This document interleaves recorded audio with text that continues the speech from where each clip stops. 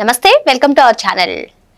జగన్మోహన్ రెడ్డి ఎంతో కష్టపడి 17 మెడికల్ కాలేజీలను రాష్ట్రానికి తీసుకొస్తే కూటమి ప్రభుత్వం అధికారంలోకి వచ్చిన తర్వాత చంద్రబాబు నాయుడు గారు వాటన్నిటిని చంపేస్తున్నారని, మరి ఈ వైద్య కళాశాలను అన్నిటినీ కూడా ప్రైవేటీకరణ చేస్తున్నారని వైసీపీ పెద్ద ఎత్తున ప్రచారం చేస్తుంది. మరి ఇందులో వాస్తవం ఎంత ఉంది? అసలు ఎవరి హయాంలో ఎన్ని వైద్య కళాశాలలు రాష్ట్రానికి వచ్చాయి? ఇటువంటి అంశాలన్నీ కూడా చర్చించడానికి మనతో పాటుగా ఉన్నారు సీనియర్ జర్నలిస్ట్ సత్యమూర్తి గారు. నమస్తే సార్. నమస్కారం అండి. చంద్రబాబు నాయుడు గారు ఇప్పుడు ఈ జగన్మోహన్ రెడ్డి ఏవైతే 17 మెడికల్ కాలేజెస్ తెచ్చానో అని చెప్తున్నారు సార్ వైసీపీ వాళ్ళు. మరి వాటిని అన్నింటినీ కూడా ప్రైవేటీకరణ చేస్తున్నారని, ఈవెన్ స్థలాలు కేటాయిస్తే అది కూడా ప్రైవేటీకరణ చేస్తున్నారని చెప్పి పెద్ద ఎత్తున ప్రచారం చేస్తున్నారు. ఒక జర్నలిస్ట్ గా నిష్పక్షపాతంగా మీరు ఈ మెడికల్ కాలేజెస్ రాష్ట్రానికి ఎన్ని వచ్చాయి, ఎవరి హయాంలో ఎన్ని వచ్చాయో చెప్తారని అనుకుంటున్నాం సార్. అంటే ఇది వైద్య విద్య అనేది చాలా ఇంపార్టెంట్. ఎందుకంటే మొత్తం సమాజంలో వైద్యుల కొరత చాలా తీవ్రంగా ఉంది. ప్రభుత్వ హాస్పిటల్స్లోనే కాదు, ప్రైవేట్ హాస్పిటల్స్లో కూడా ఇప్పుడు చాలామంది సూపర్ స్పెషాలిటీ స్పెషలిస్ట్ డాక్టర్లు వీళ్ళందరూ అవసరం అవుతున్నారు. అటువంటి సమయంలో వైద్య విద్య మీద ఎవ్వరూ కూడా అంటే ఛాన్స్ తీసుకోవడానికి వీల్లేదు, గేమ్స్ ఆడటానికి అంతకన్నా వీల్లేదు. ఇదంతా ఎందుకు చెప్పాను అంటే వైద్య విద్యకి సంబంధించి బాధ్యతాయుతమైన నిర్ణయాలు తీసుకోవాలి అనేది చెప్పటానికే నేను ఈ ఇంట్రడక్షన్ చెప్పింది. జగన్మోహన్ రెడ్డి పార్టీకి సంబంధించిన వాళ్ళు చాలామంది జగన్మోహన్ రెడ్డి 17 మెడికల్ కాలేజీలు కట్టేశాడు అని చెప్తున్నారు. 5 సంవత్సరాల కాలంలో 17 మెడికల్ కాలేజీలు కట్టేశాడు అనేది వాళ్ళు చేస్తున్న ప్రచారం. ఇది మాత్రం కరెక్ట్ కాదు. జగన్మోహన్ రెడ్డి 17 మెడికల్ కాలేజీలు కట్టలేదు. అతను అంటే నియరింగ్ కంప్లీషన్ అంటారు, అంటే పూర్తి కావచ్చే దశకి వచ్చినవి 4 మెడికల్ కాలేజీలు మాత్రమే. మిగిలినవన్నీ కూడా అంటే దాదాపుగా 13 మెడికల్ కాలేజీలు ఫౌండేషన్ లెవెల్ కూడా దాటల. అంటే పునాది స్టేజీ నుంచి పైకి రాల. బిల్డింగ్లే పునాది స్టేజీ కన్నా తక్కువలో ఉంటే ఇంకా మెడికల్ కాలేజీ ఎప్పుడు కట్టాలి, ఎప్పుడు ఇవ్వాలి, ఎప్పుడు ఇది చేయాలి, సీట్లు ఎప్పుడు ఫిల్ చేయాలి? జగన్మోహన్ రెడ్డి టైంలో ఈ 4 మెడికల్ కాలేజీలు, ఆ 4 మెడికల్ కాలేజీలకి కూడా ఏం చేశాడు అంటే ఒకవైపు బిల్డింగులు కడుతూనే ఇంకొక వైపు తనకు కావాల్సిన వాళ్ళని, తన పార్టీ నాయకులు సిఫార్సు చేసిన వాళ్ళని తీసేసుకొని ఉద్యోగాల్లో పెట్టేశాడు.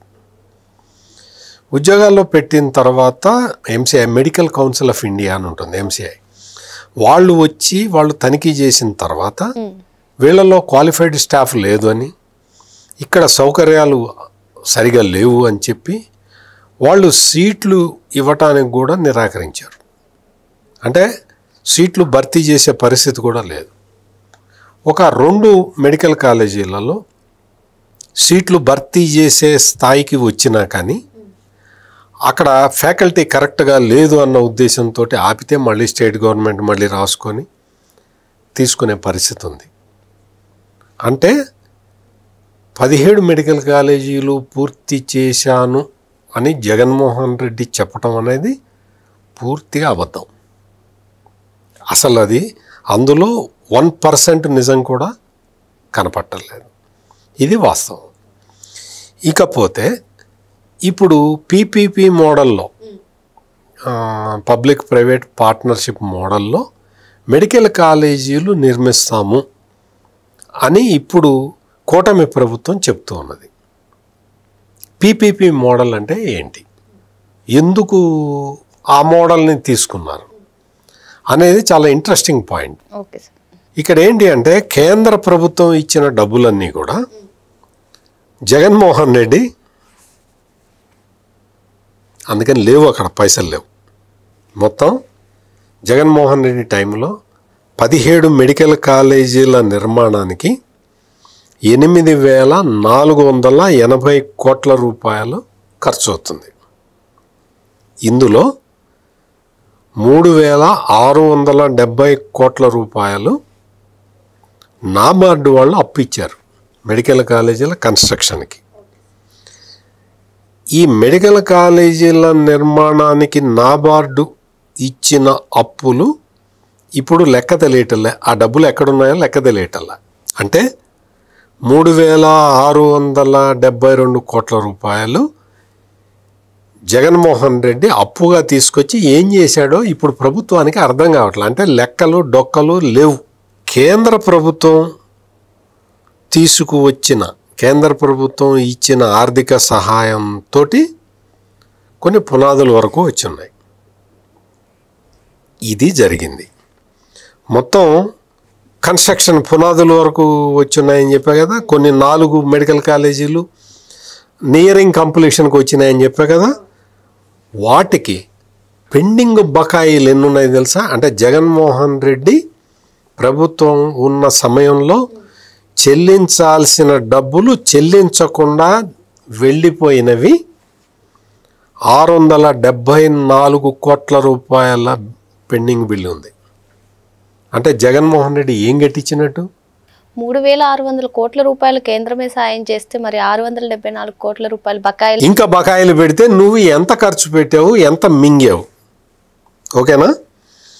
ఇప్పుడు ఈ పెండింగ్ బిల్స్ ఇవ్వాలి. మరి ఆ డబ్బులు ఏం చేశాడు జగన్మోహన్ రెడ్డి? తెలియదు, చెప్పరు, ఎవరు చెప్పరు.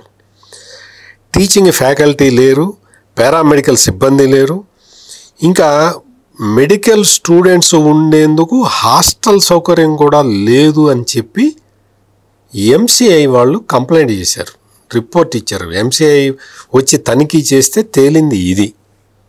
నువ్వేం చేసావు? మార్కాపురం మెడికల్ కాలేజీ 17% మాత్రమే పూర్తయింది. మదనపల్లి మెడికల్ కాలేజీ కేవలం 12% పూర్తయింది. అంటే ఫౌండేషన్ దాటి పైకి రాల. ఆదోని కాలేజీ 15% కన్స్ట్రక్షన్ మాత్రమే కంప్లీట్ అయింది. పులివెందుల్లో కూడా మెడికల్ కాలేజీని కంప్లీట్ చేయాలి. నేను మీకు కాలేజీల పేర్లు, ఊరి పేరు, కాలేజీ పేరుతో సహా చెప్తున్నా. మీరు కావాలంటే నాది తప్పు, నేను తప్పు చెప్తున్నాను అంటే వెరిఫై చేసుకోవచ్చు కదా, ఎవరైనా వెరిఫై చేసుకోవచ్చు. తప్పుని ఇంత బ్లేటెంట్గా చెప్పలేం కదా, పబ్లిక్లో అంత చెప్పలేం కదా.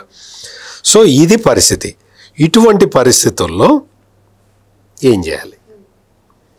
అంటే డబ్బులు లేవు, ఉన్న డబ్బులు లెక్క తేలటం లేదు, పెండింగ్ బిల్స్ పెరిగిపోతున్నాయి. కేంద్రం నుంచి మళ్ళీ డబ్బులు తెచ్చుకుందామంటే ఆ పరిస్థితి లేదు. ఆల్రెడీ వాళ్ళు 3,600 కోట్లు నాబార్డు ద్వారా లోన్ ఇప్పించారు. ఇప్పుడు ఏం చేయాలి అంటే అనే దగ్గర మామూలుగా ఏ గవర్నమెంట్ అయినా, అంటే బాధ్యత లేని ఏ ప్రభుత్వం అయినా సరే ఏం చేస్తుంది అంటే చేతులు ఎత్తేసి కూర్చుంటుంది. We have to appreciate the Chandrababu government. ఏం చేశాడు అంటే కాలేజీలని, అంటే ఏది పూర్తి కాలేదు, డబ్బులు ఎక్కడికి పోయినాయో తెలియదు, ఎవరు తినేశారో ఎంక్వైరీ చేయాలంటే ఇంకా టైం పడుతుంది. కాబట్టి ఇప్పుడు ఏం చేశారు అంటే ల్యాండ్ గవర్నమెంట్ చేతిలోనే ఉంటుంది, సీటు అలాట్మెంటు ఎంత జరగాలనేది గవర్నమెంట్ చేతుల్లోనే ఉంటుంది. ఈ 2 ఇంపార్టెంట్ విషయాలు కదా, ఆ 2 గవర్నమెంట్ చేతుల్లో ఉంటాయి. ఇంకా మిగిలింది ఏంటి అంటే ఆసుపత్రి నిర్వహణ కూడా గవర్నమెంట్ చేతుల్లోనే ఉంటుంది. ప్రతి మెడికల్ కాలేజీకి ఒక ఆసుపత్రి ఉండాలి, ఆ ఆసుపత్రి నిర్వహణ కూడా గవర్నమెంట్ చేతుల్లోనే ఉంటుంది. ఇంకా మిగిలింది ఏంటి అంటే ఈ భవనాలని నిర్మించాలి. ఈ భవనాలని నిర్మించిన తర్వాత దాని డైలీ రొటీన్ నిర్వహణ, వీటికి సంబంధించి ప్రైవేటు వాళ్ళకి ఇస్తూ ఉన్నారు.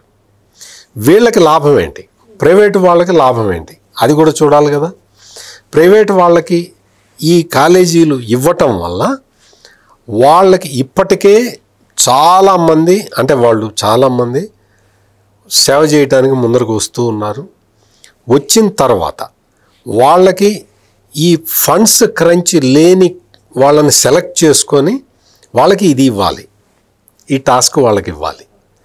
వాళ్ళు మొత్తం దీన్ని ఆపరేట్ చేసిన తర్వాత కొంత నిర్ణీత టైం ఉంటుంది, 30 ఏళ్ళో 33 ఏళ్ళో సంథింగ్ పీరియడ్. ఆ పీరియడ్ తర్వాత వాళ్ళు గవర్నమెంట్కి హ్యాండ్ ఓవర్ చేసి వెళ్ళిపోవాలి. అంటే ఇటువంటి కండిషన్లు పెట్టారు. పీపీపీ మోడల్ అంటే అది. Okay sir. ఈ నిర్వహణకి సంబంధించిన వాళ్ళకి ఆ ఫీజుల నుంచి వాళ్ళకి జనరేట్ అవుతుంది, అమౌంట్ జనరేట్ అవుతుంది. ఆ అమౌంట్ ఈ ఖర్చులు ఇవన్నీ పోయిన తర్వాత వాళ్ళకి వస్తే ప్రాఫిట్ రావచ్చు, రాకపోతే రాకపోవచ్చు. ముందర ఒక 5-6 సంవత్సరాల పాటు అసలు ప్రాఫిట్ అన్న మాటే రాకపోవచ్చు. ఆ తర్వాత స్టెబిలైజ్ అయిపోయిన తర్వాత ప్రాఫిట్ వస్తే రావచ్చు. ఇది పరిస్థితి. ఇక్కడ జగన్మోహన్ రెడ్డి ఏం చేశాడంటే, ఇప్పుడు చంద్రబాబు నాయుడు ప్రభుత్వం ఈ మెడికల్ కాలేజీలని అమ్ముకుంటున్నది అని ప్రచారం చేస్తూ ఉన్నాడు. ఇప్పుడు నేను చెప్పిన సిస్టంలో దీన్ని అమ్మటం ఎట్లా అవుతుందో మీరు చెప్పండి. అమ్మటం అంటే ఏంటో తెలుసా? అమ్మటం అంటే వైద్య విద్యని అమ్మటం అంటే ఏంటి అంటే, ఒక్కసారి జగన్మోహన్ రెడ్డి ఇచ్చిన జీవో నెంబర్ 108 డేటెడ్ 19/7/2023 అంటే 2023 సంవత్సరంలో జూలైలో 19వ తారీఖు ఇచ్చిన జీవో నెంబర్ 108 చదివితే మెడికల్ సీట్లు అమ్మటం అంటే ఏంటో తెలుస్తుంది. జగన్మోహన్ రెడ్డి ఈ సీట్లని అడ్డంగా అమ్మేశాడు. ఈ జీవో ద్వారా 108 జీవో ద్వారా మెడికల్ కాలేజీలో సీట్లను అమ్మాడు. 35% సీట్స్ సెల్ఫ్ ఫైనాన్స్ కింద అమ్మేశాడు జగన్మోహన్ రెడ్డి. ఈ విషయం చాలామందికి తెలియదు. 35% సీట్లు సెల్ఫ్ ఫైనాన్స్ కింద అమ్మాడు. అంటే ఏంటి? ఆ సీటుకి ఎంత ఖర్చు అవుతుందో ఆ ఖర్చు, ఈ విద్య చెప్పటానికి అయ్యే ఖర్చు, ఈ హాస్పిటల్ నిర్వహణకు అయ్యే ఖర్చులు, ఇవన్నీ కూడా స్టూడెంటే పెట్టుకోవాలి.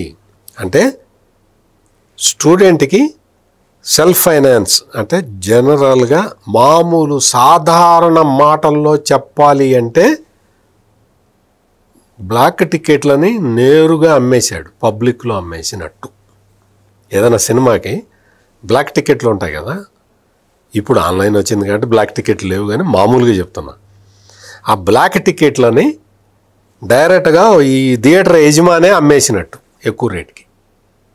ఈ సెల్ఫ్ ఫైనాన్సింగ్ మోడల్ని 35% సీట్లని సెల్ఫ్ ఫైనాన్స్ కింద ఇచ్చేస్తున్నామని జీవో తెచ్చిందే ఈ జగన్మోహన్ రెడ్డి. మరి ఇప్పుడు ఎందుకు సార్ పేద తరగతి కుటుంబాలకి వైద్య విద్యను దూరం చేస్తున్నారని వైసీపీ పెద్ద ఎత్తున ప్రచారం చేస్తుంది? మరి ఆ జీవో రిలీజ్ చేసినప్పుడు ఎందుకు వ్యతిరేకించలేదు?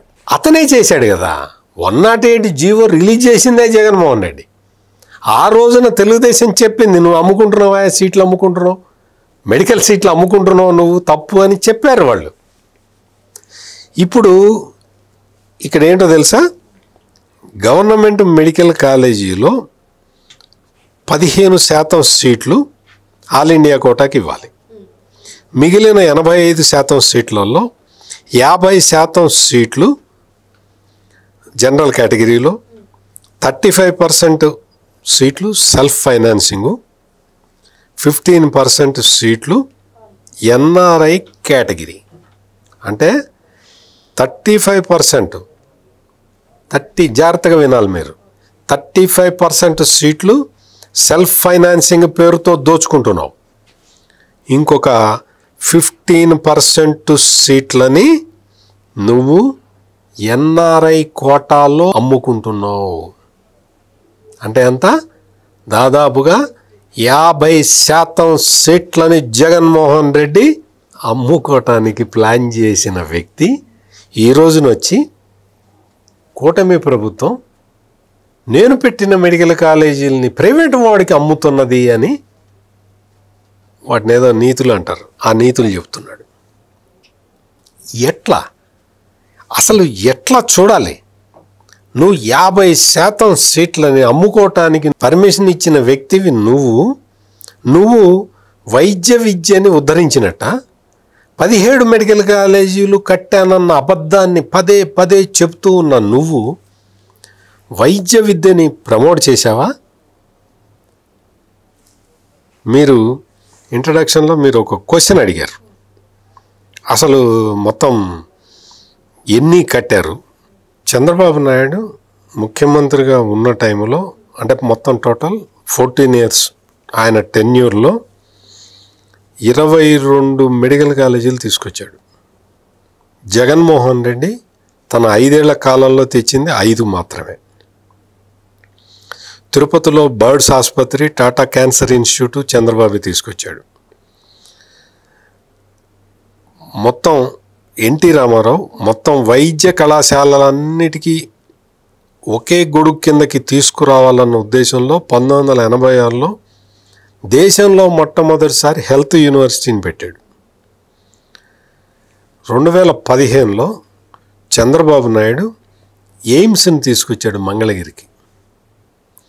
చంద్రబాబు నాయుడు ఎయిమ్స్ తీసుకొస్తే ఆ ఎయిమ్స్కి రోగులకి తాగటానికి నీళ్లు కూడా ఇవ్వకుండా జగన్మోహన్ రెడ్డి ఎయిమ్స్ని ఎండబెట్టాడు. మంగళగిరి ఎయిమ్స్ని చుక్క నీళ్ళు ఇవ్వాల. అక్కడ లెక్చరర్లు పారిపోయారు, డాక్టర్లు ప్రొఫెషన్ వదిలేసి వెళ్ళిపోయారు, స్టూడెంట్స్ రాలేదు, రోగులు లేకుండా పోయారు. అటువంటి దారుణమైన పరిస్థితులు ఎయిమ్స్ లాంటి ప్రతిష్టాత్మక సంస్థకి కల్పించిన జగన్మోహన్ రెడ్డికి మెడికల్ కాలేజీల గురించి మాట్లాడే అర్హతే లేదు. మరో అంశంతో మళ్ళీ కలుద్దాం. Thank you sir. నమస్కారం అండి.